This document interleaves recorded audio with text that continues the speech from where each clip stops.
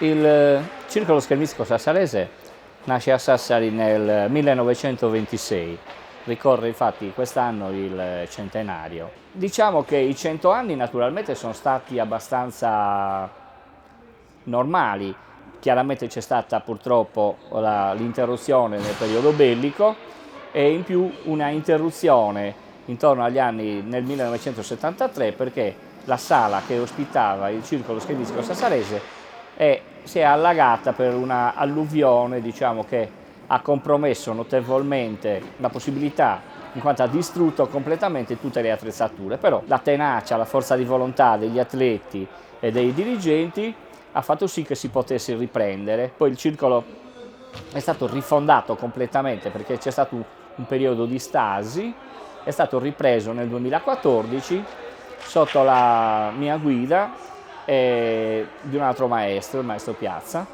e gradualmente stiamo portando avanti l'attività che attualmente ci vede appunto competere in campo regionale, in campo nazionale e anche in campo internazionale. Al giorno d'oggi 2 ragazzi sono a Parigi a fare una gara internazionale.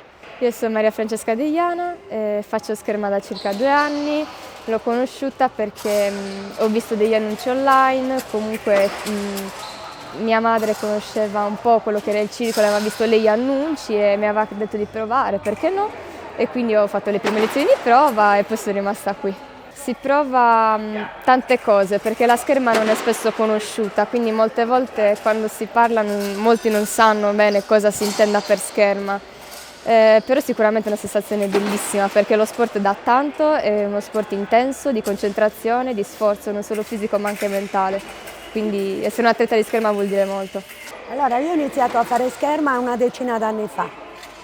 Mi ha portato al circolo un amico che faceva scherma, col quale facevo Tai Chi già da diversi anni.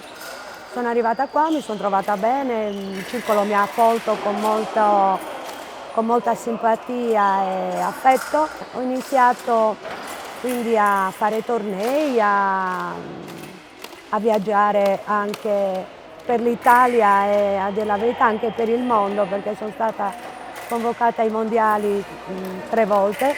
I traguardi del circolo penso che siano di allargare questo sport a un numero di persone maggiore. È uno sport che prevede disciplina, impegno fisico, impegno mentale, equilibrio, coordinazione, quindi ha molte caratteristiche ottimali, soprattutto per i ragazzi.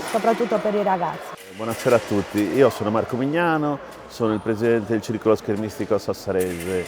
La nostra società è una società che proprio quest'anno ha compiuto 100 anni e che ha portato già da un secolo la scherma a Sassari.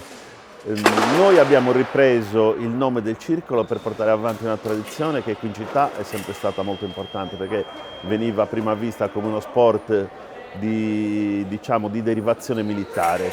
Diciamo che col tempo si è sdoganata questo tipo di concezione. Noi, parlo di tutto il mio consiglio direttivo, abbiamo creato una conduzione di tipo familiare per quanto riguarda la nostra società. Abbiamo staccato il consiglio direttivo dalla presenza di tecnici in modo tale da poter operare in autonomia e perseguendo il benessere innanzitutto psicofisico dei ragazzi, perché un ragazzo che si iscrive da noi, a me ancora prima che diventi un campione interessa che diventi un uomo. L'obiettivo primario è quello ovviamente di avere i nostri ragazzi a primeggiare sulle pedane di tutta la Sardegna e possibilmente di tutta Italia. Diciamo che abbiamo già alcune figure, abbiamo individuato nel nostro parco atleti alcune figure che stanno facendo molto onore sulle pedane italiane e qualcuno addirittura sulle pedane europee. Abbiamo instaurato una collaborazione con Massimo Meri, che è uno dei maggiori tecnici di scherma italiani, che viene a trovarci una settimana ogni mese con l'intento di accrescere le qualità tecniche dei nostri ragazzi. Stiamo seguendo passo a passo la maturazione dei nostri atleti che si sono iscritti ai corsi regionali per diventare istruttore regionale, perché a noi interessa dare una prospettiva molto lunga allo sport nella nostra città. Poi ovviamente l'obiettivo primario è avere dei bravi ragazzi, che per noi è fondamentale, e poi l'obiettivo è quello di fare un festeggiamento con un'iniziativa molto importante che è in fase di sviluppo per festeggiare come si deve il nostro centenario.